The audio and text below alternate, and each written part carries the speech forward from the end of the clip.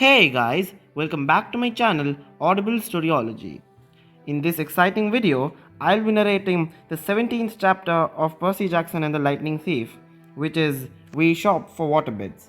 But before we begin, subscribe to my channel for audibles of Percy Jackson and Harry Potter and a new book coming soon after Percy Jackson ends in the last 3 chapters. So let's begin. It was Annabeth's idea. She loaded us into the back of a Vegas taxi as if we actually had money and told the driver, "Los Angeles, please." The cabbie chewed his cigar and sized us up. "That's 300 miles. For that, you get to pay up front." "You accept casino debit cards?" Annabeth asked. He shrugged. "Some of them. Same as credit cards. I gotta swipe them through first." Annabeth handed him her green Lotus cash card. He looked at it skeptically. "Swipe it," Annabeth invited. He did. His meter machine started rattling. The lights flashed. Finally, an infinity symbol came up next to the dollar sign. The cigar fell out of the driver's mouth. He looked back at us, his eyes wide. "Where to in Los Angeles, Your Highness?" "The Santa Monica Pier." Annabeth sat up a little straighter. I could tell she liked the "Your Highness" thing.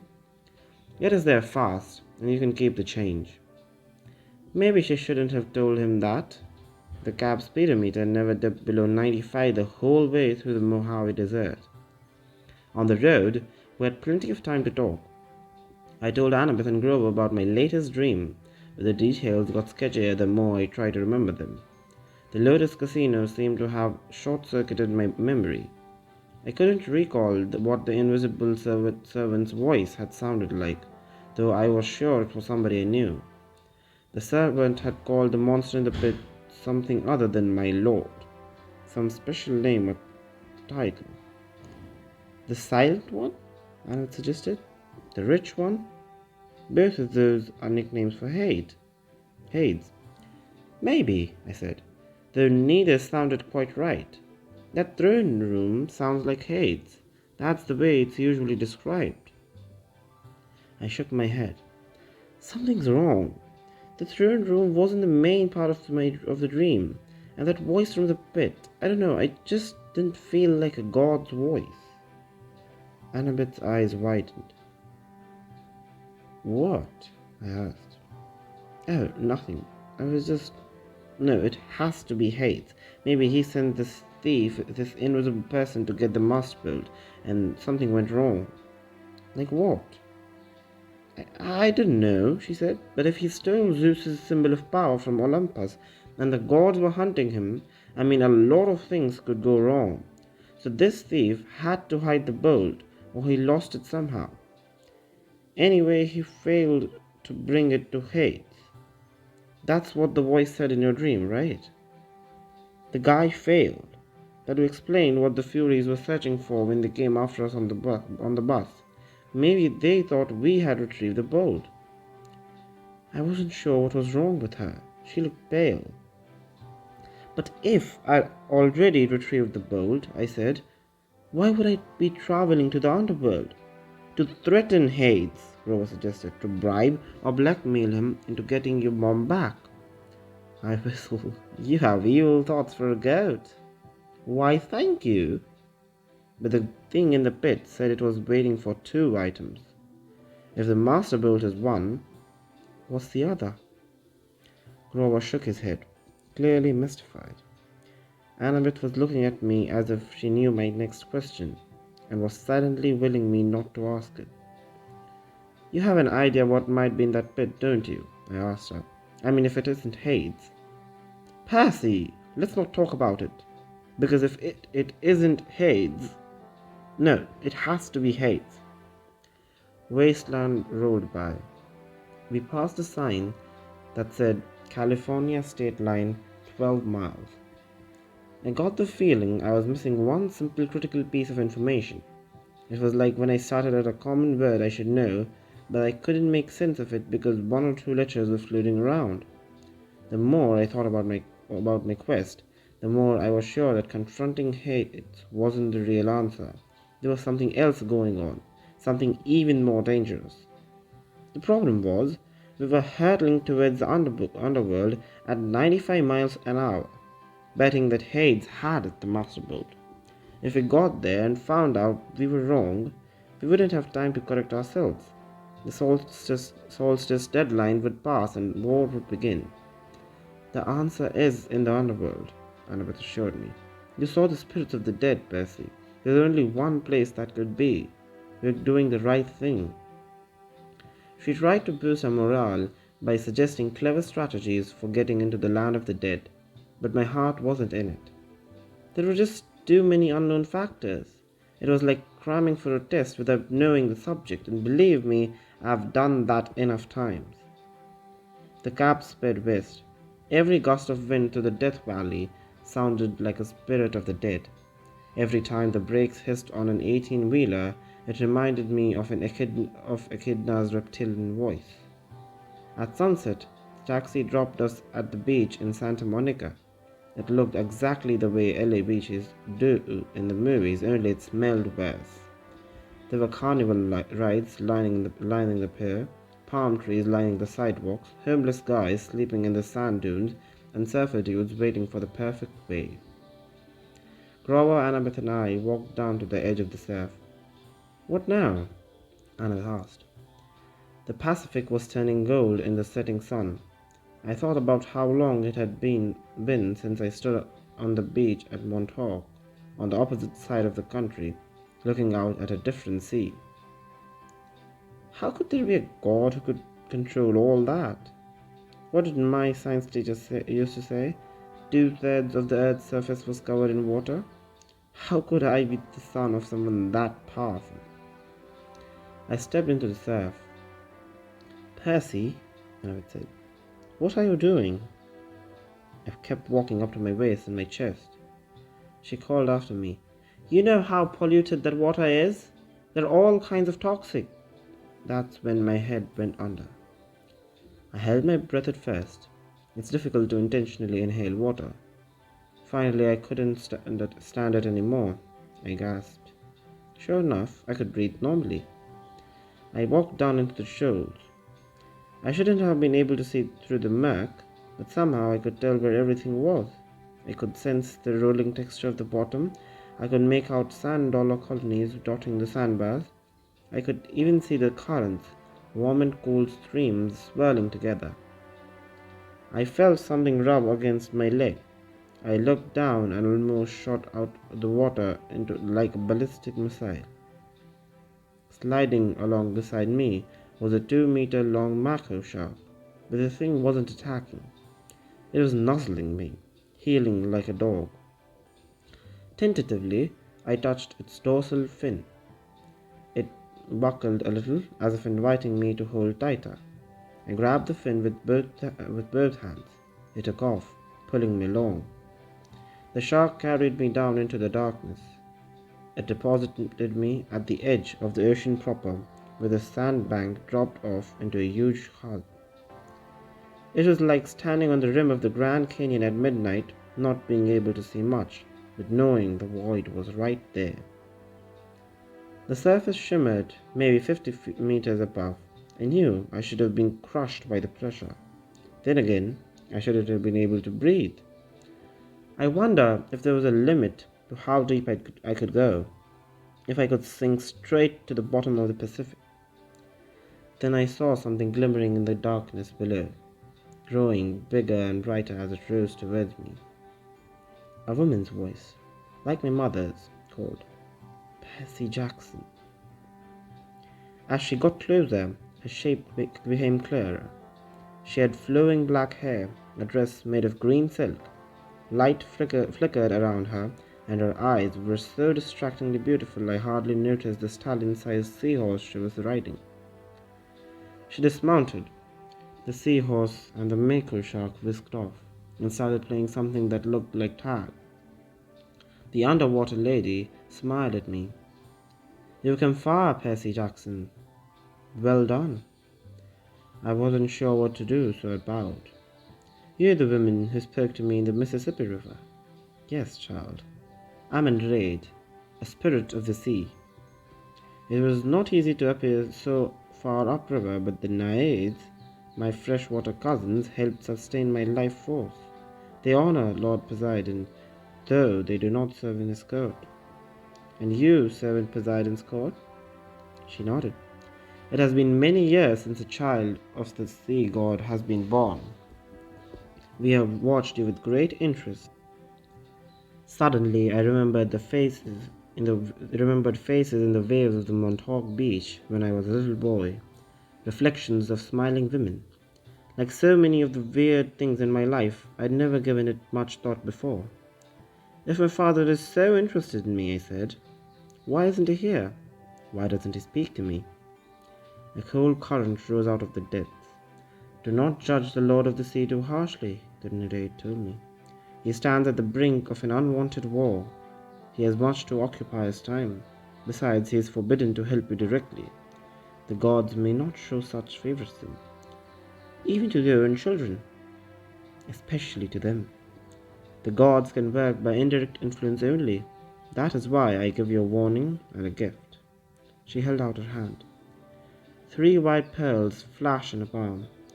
I know you journey to Hades' realm, she said. Few mortals have ever done this and survived. Orpheus, who had great musical skill. Hercules, who had great strength. Houdini, who could escape even the depths of Tartarus. Do you have these talents? No, ma'am. Ah, but you have something else, Percy said. Or something else, Percy. You have gifts you have only begun to show. The oracles have foretold a great and terrible future for you. Should you survive the manhood, Poseidon would not have to die before your time. Therefore take these, and when you are in need, smash a pearl at your feet. What will happen? That, she said, depends on the need. But remember, what belongs to the sea will always return to the sea. What about the warning? Her eyes flickered with green light. Go with what your heart tells you, or you will lose all. Hades feeds on doubt and hopelessness. He will trick you if he can, make you mistrust your own judgment. Once you are in his realm, he will never willingly let you leave. Keep faith. Good luck, Percy Jackson. She summoned her seahorse and rode towards the void. Wait, I called. At the river, you said not to trust the gifts. What gifts? Goodbye, young hero. You must listen to your heart. She became a speck of glowing green, and then she was gone. I wanted to follow her down into the darkness. I wanted to see the court of Poseidon, but I looked at the sunset darkening on the surface. My friends were waiting. We had so little time. I kicked upwards towards the shore. When I reached the beach, I told Grover and Annabeth what had happened, and showed them the pearls. Annabeth grimaced. No gift comes without a price. They were free? No. She shook her head. There is no such thing as free lunch. That's an ancient Greek saying that translated pretty well into American. There will be a price. You wait. On that happy thought, we turned our backs on the sea. With some spare change from the heiress's backpack, we took the bus into the West Hollywood. I showed the driver the Underworld address slip I'd taken from Auntie M's Garden Gnome Imperium, but he'd never heard of DOA recording studios. You remind me of somebody I saw on TV, he told me. You're a child actor or something? I'm stunt double for a lot of child actors. Oh, that explains it. We thanked him and got off quickly at the next stop. We wandered for miles on foot, looking for DOA, but nobody seemed to know where it was. It didn't appear in the phone book. Twice we ducked into alleys to avoid cop cars. Rose in front of an application store window because a television was playing an interview with somebody who looked very familiar. My stepdad, Smelly Gabe. He was talking to Barbara Walters, as if he was some kind of huge celebrity. She was interviewing him in our apartment in the middle of a poker game, and there was a young blonde lady sitting next to him, patting his hand. A fake tear glistened on his cheek. He was saying, "Honest, Miss Walters, if wasn't for Sugar here, my grave counselor, I'd be a wreck. My stepson took everything I cared about. My wife, the Camaro. I'm sorry, I'm having trouble talking about it." "There you have it, America." Barbara Walters turned to the camera. "A man torn apart, an adolescent boy with serious issues. Let me show you again the last known photo of this troubled young fugitive taken a week ago in Denver." The screen cut to a grainy shot of me, Annabeth, and Grover standing outside the Colorado dinner talking to Eris. "Who are the other children in this photo?" Barbara Walters asked dramatically. "Who is this man with them? Is Percy Jackson a delinquent, a terrorist, or perhaps a brainwashed victim of a frightening new cult?" When we come back, we chat with a leading psychologist. Stay tuned, America. "Come on," Grover told me. He hauled me away before I could punch a hole in the appliance store window. It got dark, and hungry-looking characters started coming out on the streets to play. Now, don't get me wrong. I'm a New Yorker. I don't scare easy. But LA had a totally different feel from New York. Back home, everything seemed close. It didn't matter how big the city was, you could get anywhere without getting lost. The street pattern and the subway made sense. There was a system to how things worked. A kid could be safe as long as he wasn't stupid. LA wasn't like that. It was spread out, chaotic, hard to move around. It reminded me of Eris. It wasn't long enough for LA to be big. It had to prove it was big by being loud and strange and difficult to navigate too.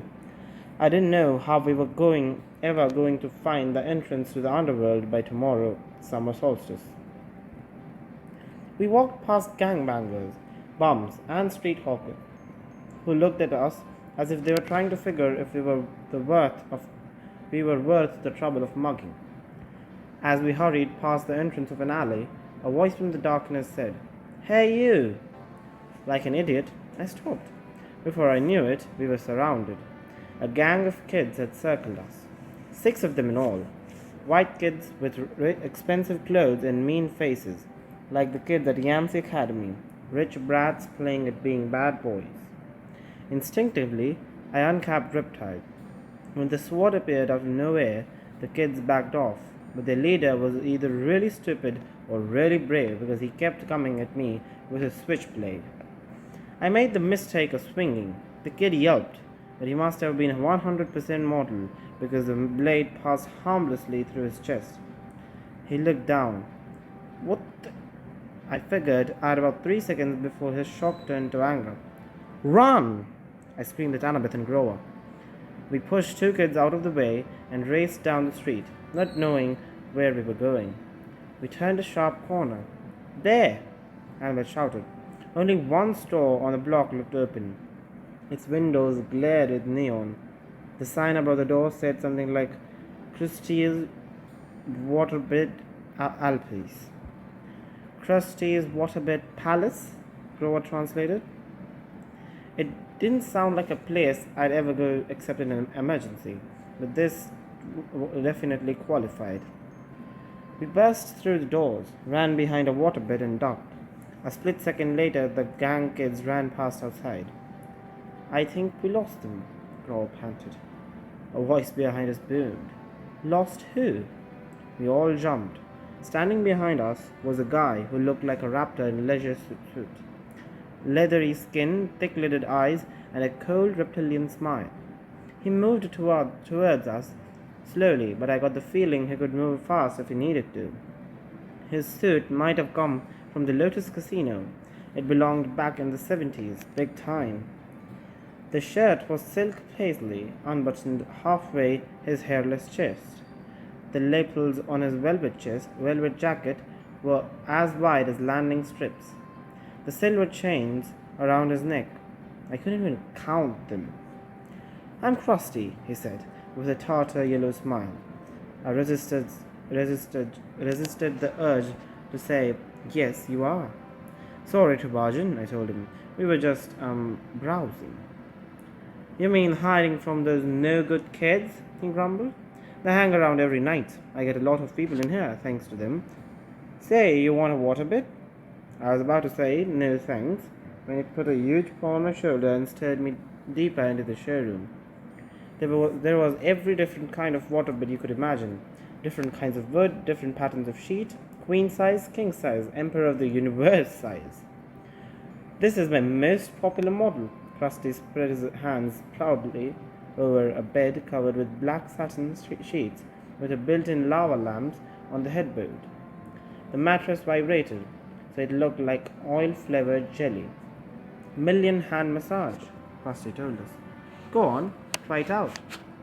Shoot, take a nap, I don't care. No business today anyway. I said, I don't think million hand massage, Grover said, and dived in. Oh, you guys, this is cool. Krusty said, stroking his leathery chin. Almost.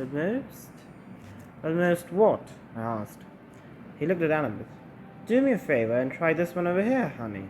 Might fit. But what? He patted her reassuringly on the shoulder and led her over to the Safari Deluxe model with teakwood lines carved into the frame and a leopard patterned bedspread. When Annabeth didn't want to lie down, Krusty pushed her. Hey! She protested. Krusty snapped his finger. Ergo. Rope sprang from the sides of the bed, lashing around Annabeth, holding her to the mattress. Grover tried to get up, but rope sprang from his black satin bed too, and lashed him down. Not cool, he yelled, his voice vibrating from the million hand massage. Not cool at all! The giant looked at Annabeth, then turned towards me and grinned. Almost done it. I tried to step away, but his hand shot out and clamped around the back of my neck. Whoa, kid, don't worry. We'll find you one in a sec. Let my friends go. Oh, sure I will. But I got to make them fit first. What do you mean? All the beds are exactly 6 feet, see? Your friends are too short. Got to make them fit. Gro and Annabeth kept struggling. Can't stand imperfect measurements. Ergo! Krusty muttered. A new set of ropes leaped out from the top and the bottom of the beds, wrapping around Grover and Annabeth's ankles, then around their armpits. The rope started tightening, pulling my friends from both ends. Don't worry, Krusty told me. These are stretching jobs. Maybe 8 extra centimeters on their spine. They might even live. Now why don't we find a bed like you, huh? Percy! Grover yelled. My mind was racing. I knew I couldn't take on this giant waterbed salesman alone. He would snap my neck before I even got my sword out. Your real name's not Krusty, is it? I asked. Legally, it's Procrustes, the stretcher. I remembered the story. The giant who tried to kill Theseus with over-hospitality on his way to Athens. Yeah, the salesman said. But who can pronounce Procrustes? Bad for business. Now, Krusty, anybody can say that. You're right. It's got a good ring to it. His eyes lit up. You think so? Oh, absolutely, I said. And the workmanship on these beds? Fabulous. He grinned hugely, but his fingers didn't loosen on my neck. I tell my customers that every time. Nobody bothers to look at the workmanship. How many built-in lava lamp headboards have you seen? Not too many. That's right. Percy! Annabeth yelled. What are you doing? Don't mind her, I told Procrust. She's impossible. The giant laughed. All my customers are. Never 6 feet exactly. So inconsiderate. And then they complain about the fitting. What do you do if they are longer than 6 feet? Oh, that happens all the time. It's a simple fix. He let go of my neck, but before I could react, he reached behind a nearby sales desk and brought out a huge double-bladed brass axe. He said, I just center the subject as best as I can and lop off whatever hangs over on either end. Ah, I said, swallowing hard. Sensible. I'm so glad to come across an intelligent customer. The ropes were really stretching my friends now. Annabeth was turning pale. Grover made gurgling sounds like a strangled goose. So crusty, I said, trying to keep my voice light. I glanced at the sales tag on the Valentine shaped honeymoon special. Does this one really have dynamic stabilizers to stop wave motion? Absolutely, try it out. Yeah, maybe I will, but would it even work for a big guy like you? No waves at all? Guaranteed. No way. Way. Show me. He sat down eagerly on the bed, patted the mattress. No waves, see? I snapped my fingers. Ergo. Ropes slashed around Krusty and flattened him against the mattress. Hey! He yelled. Center him just right, I said. The ropes readjusted themselves at my command. Krusty's whole head stuck out at the top. His feet stuck out the bottom. No, he said. Wait! This is just a demo. And Cap dripped at. A few simple adjustments. I had no qualms about what I was about to do. If Krusty were a human, I couldn't hurt him anyway. If he was a monster, he deserved to turn into dust for a while. You drive a hard bargain, he told me. I'll give you 30% off on selected floor models. I think I'll start with the top. I raised my sword. No money down, no interest for 6 months. I swung the sword. Krusty stopped making offers. I cut the ropes on the other beds. Annabeth and Grover got to their feet, groaning and wincing and cursing me a lot. You look taller, I said. Very funny, Annabeth said. Be fast next time. I looked at the bulletin board behind Krusty's sales desk. There was an advertisement for Holmes Delivery Service and another for the all-new compendium of LA, area monsters. The only monstrous yellow pages you'll ever need. Under that, a bright orange flyer for DOA recording studios offering commissions for Hero Soul. We are always looking for new talent. DOA's address was right underneath with a map. Come on, I told my friends. Give us a minute, Grover complained. We were almost stretched to death. Then you're ready for the underworld. It's only a block from here. So here we end another chapter.